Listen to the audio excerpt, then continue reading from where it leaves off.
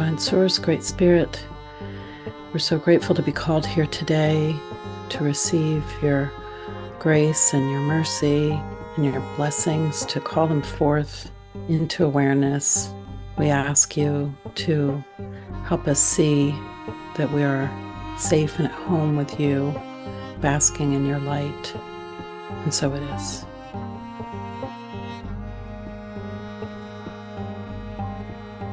Welcome to Talking Spirit. My name is Jutta, and I'm back with my lovely friend Elisabeth.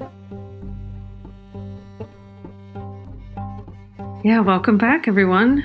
Feels like today Spirit is really strongly coming through with some message around the foundations that we need to have in place in order to be fully operational here in a spiritual sense. We have a little joining before we hit the record button here, and we were sort of just talking about the differences between right-mindedness and wrong-mindedness, and this idea of an authority problem, and also being puppets on the strings. You know, I think what's really been important for me and a lot of people that I know that are really deeply devoted to their spiritual journey is that we need to have this foundational experience of we're strung up to one idea or the other, whether we realize it or not, and whether we want it or not. Spiritual teachings like A Course in Miracles are great for this because they really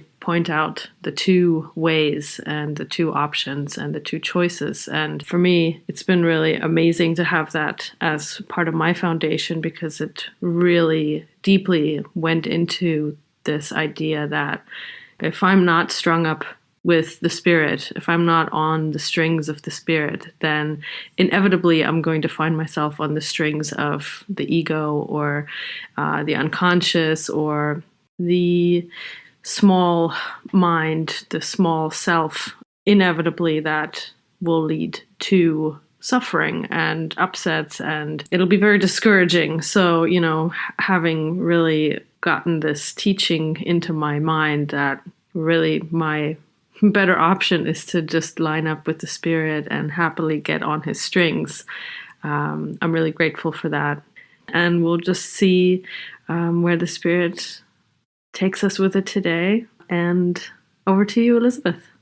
In one of our talks, you had said that when you had this idea that you learned of from others about suffering, that it didn't make any sense to you, that wasn't really the way you were experiencing your journey. And, I was just having my own recollection from, really the beginning of my journey of feeling so much inner disquiet and just feeling such a lack of peace within myself and peace in my seeming environment, particularly in my family as a kid. I felt so imprisoned. I felt so stirred up, and the mind racing and, all that kind of stuff was just very present for me. I think getting to the point of deeply admitting to oneself that there is that kind of unrest, that there is that lack of peace, that's a deep, deep acknowledgement that generally I'd say has to happen in order for us to really take the teeniest step on our path. Because otherwise you just think you're doing all right, may not be great, but you're still running your show.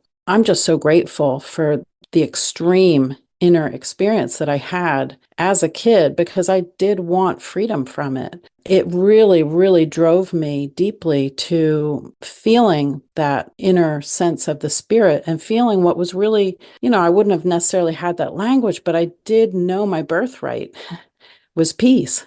And I knew I wasn't experiencing it. And I remember I was having this flash in this week. When I was a kid, my dad for a time took us to the beach in the summertime. I don't know how old I was when we started doing that, but maybe 7, 8, 9 years old. But I remember so many of those trips walking the beach by myself, crying my eyes out, feeling so disconnected within myself from spirit, and crying and singing songs to God. I would sing these songs, these little love songs.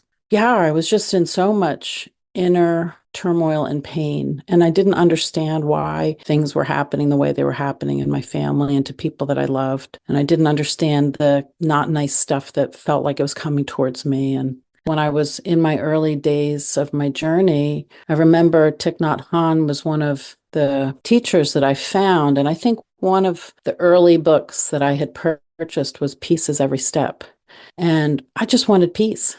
And I was just such a sponge for spiritual literature at that time, because it took me into that place of recognition. It took me into that place that I did know existed within myself that was peace. But boy, did I feel a million miles away from it. When I feel disconnected from the divine, I am completely without peace. Peace of mind is not of Elisabeth, and it's not something that I'm going to find in the world. It's of the divine, and therefore, as me being on the string and of the divine, I can receive it in that oneness. But when I think I'm running my own show, or when I think I'm managing my life as an independent unit, it all goes out the window. Again, the idea of being on the path, it required really seeing how miserable I was and on some level admitting I have no idea how to find my way out of this, and then turning to the light within,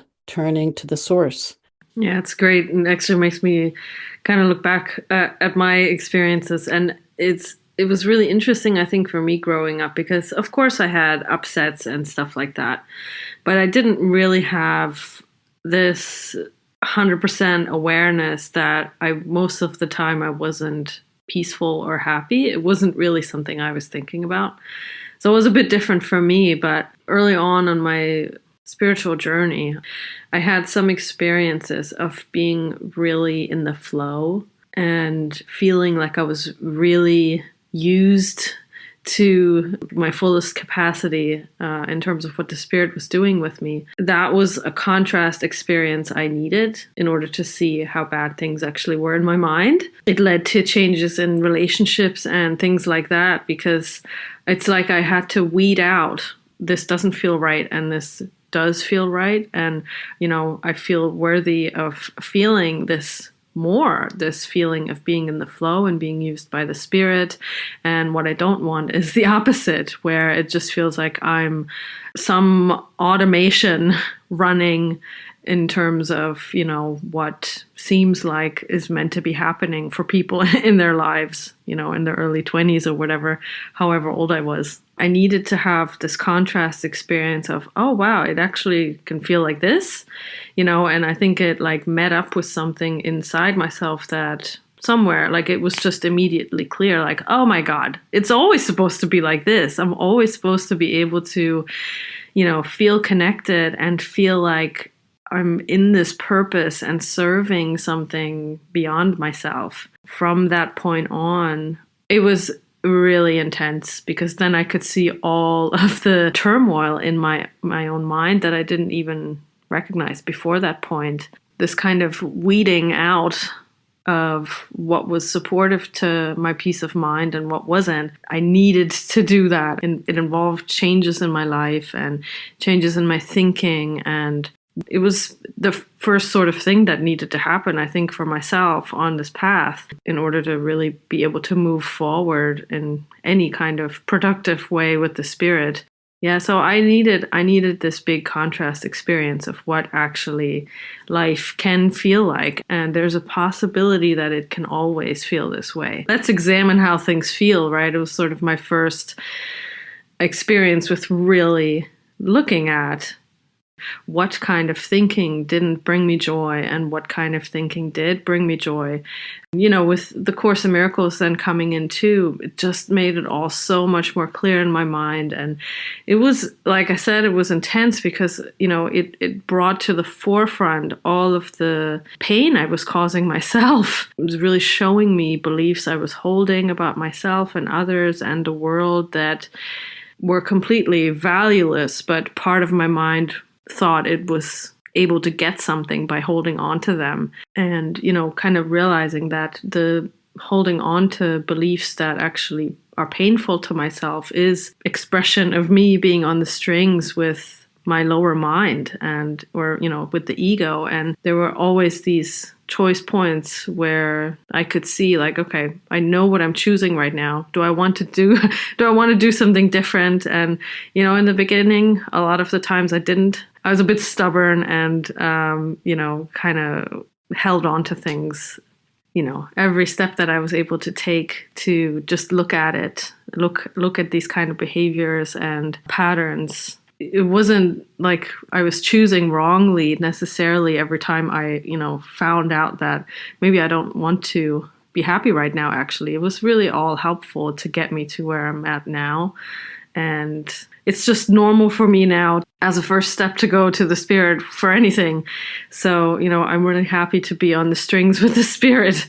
And I realize that it's my lifeline. And yeah, it's just something I think that everyone has to go through in whatever way is given for them. There's these two options of operating, and only one of them is really going to get you into a peaceful state of mind. It's a really necessary weeding out that has to happen, I think. I was just having the experience of right-mindedness, wrong-mindedness. It feels like a pretty simple choice most of the time now. But back then, it felt like carrying 5 million tons up the mountain just felt so difficult a task. The programming of separation is so strong. And if you haven't really, as you said, sat with your mind and taken a look at it and found where it may not be serving you so well, it can feel, or it did at times to me, feel a tough choice to think that there was value in choosing another way and in going for right-mindedness. And for me, a lot of the time, the choice often only got made out of suffering, of the desire to be out of suffering. So for me, there hasn't been a lot of virtue driving my choices, in much of my journey. It's really been avoiding pain. And that's fair enough. Like, it was really valuable to want out of pain. I was just having this recollection that I wound up in Manhattan. I don't know how old I was, maybe about 26 years old, 27 years old, end of a relationship, took an apartment and a job that I thought was going to bring along with me the person I had been seeing for quite a number of years. And it all just went belly up when I got there. Couldn't afford the apartment by myself, didn't, like the job, didn't want to be in Manhattan. All these things were really up against my back and took me into a really deep, deep dive inward and a lot of darkness flushing up. And somewhere along the way, I thought, well, I better get some help. And I tried therapy for a minute and got some good value out of it. But I remember somebody led me to this woman, and no judgment for anybody if you're like a behavioral therapist. I'm sure I could have gotten a lot of help from her, but I got on the phone with her and she was like, yep, we're going to do blah, blah, blah, and we're going to have you do X, Y, Z. And she just was so like going to change my behavior. I mean, she was committed to it, and I'm pretty sure she made a lot of money doing it.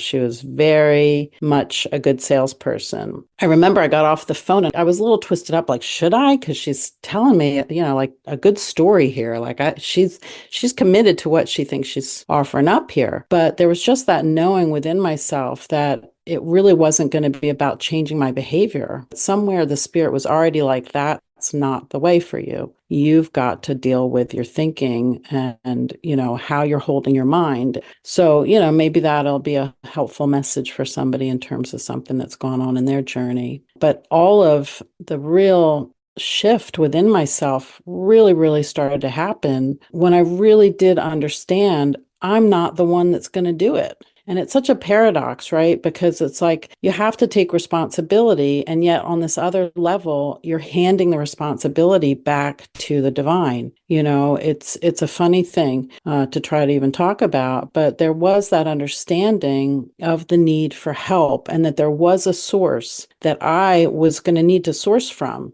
The choice into right-mindedness often was difficult to make because really, ultimately, we're being invited into our greatness. I sensed that much of the time. You said something about flow, and it brought me back to when I was in high school. I played sports and, I was all right. I wasn't great. But I had one basketball game where I was like, I mean, I was 100% flow. And there was actually a college recruiter there, and my coach afterwards said, "Do you know what just happened?" And I was like, "Huh?" And she was like, "You were in the flow the entire game, and you could have a scholarship." Like, as if that game was like how I could operate. It was not. That was one moment, right, where I had that experience. But I tapped into that flow state at a very deep level, and it was fun and it was terrifying.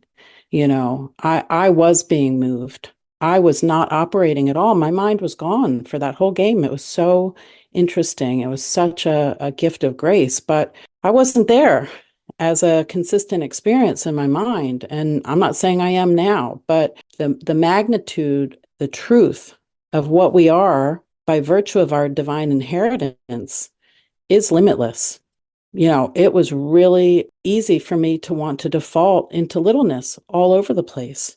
So, yeah, something that you've had to say has brought my mind into that part of this journey. We all in some way or another want to be happy. What is this like thing in America, right? You have a right to pursue your happiness or something, the pursuit of happiness thing, right? There's this thing even in there, which is like kind of embedded into the American dream. And, so it shows up even like outwardly, like there is a desire, I think, for every human being to be happy.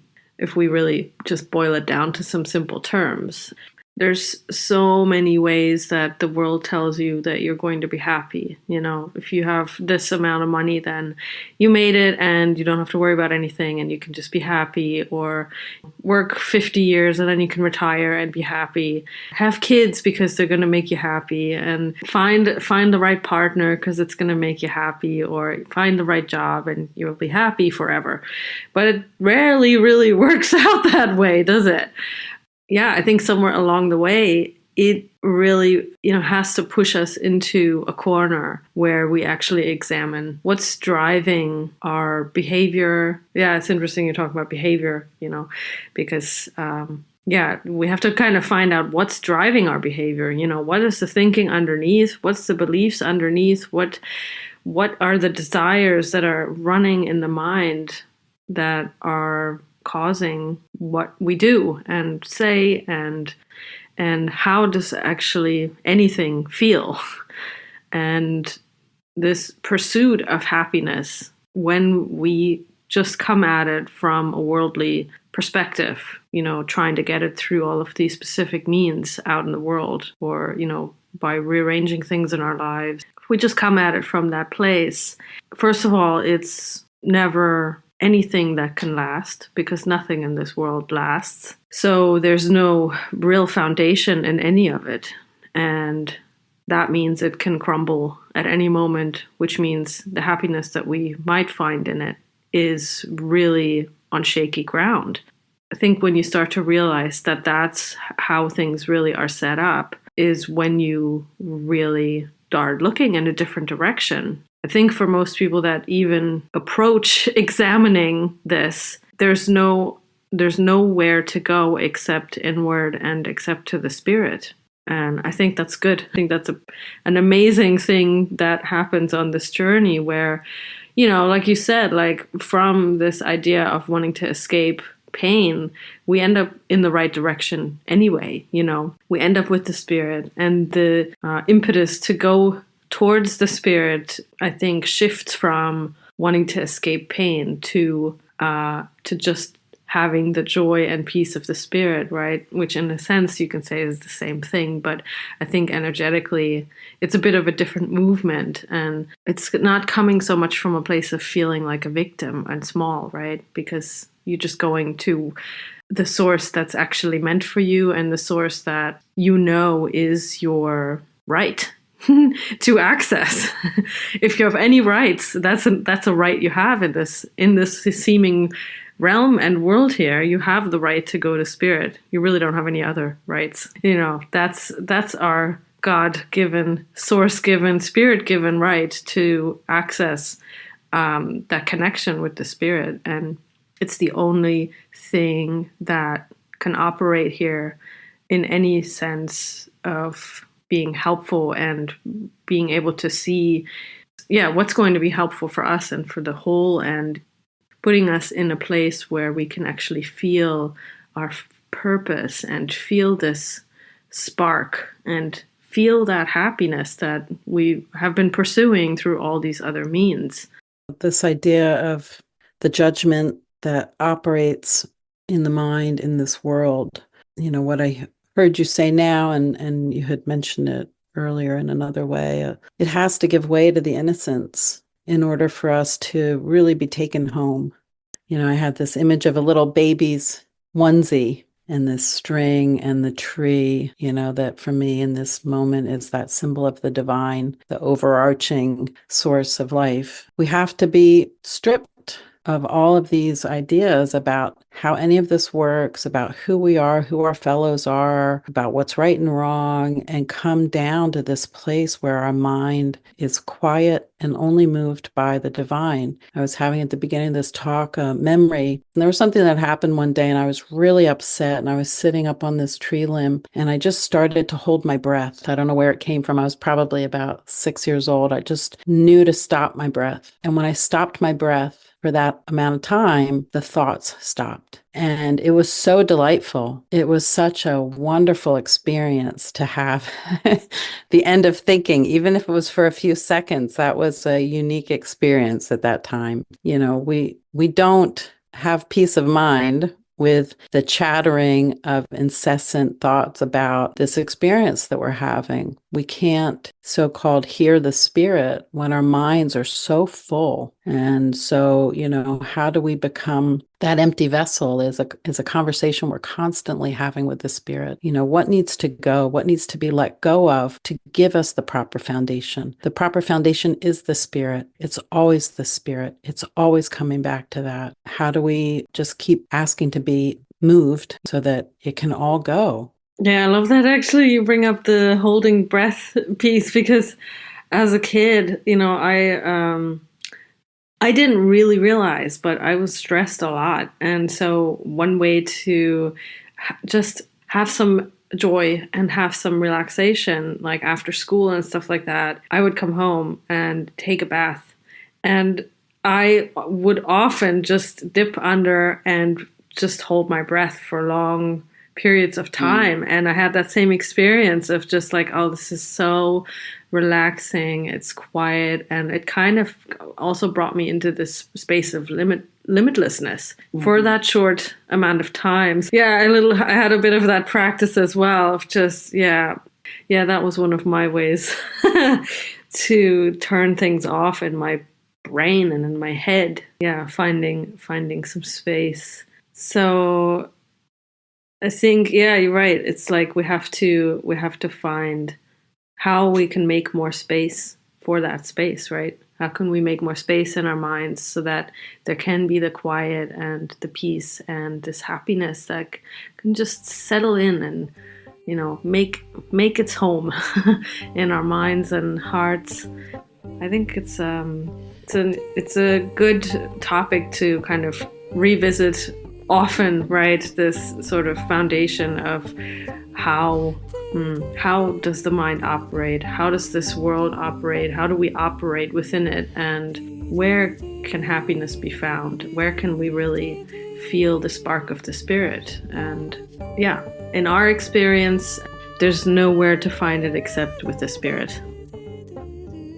Thanks for joining in, and we'll see you next time.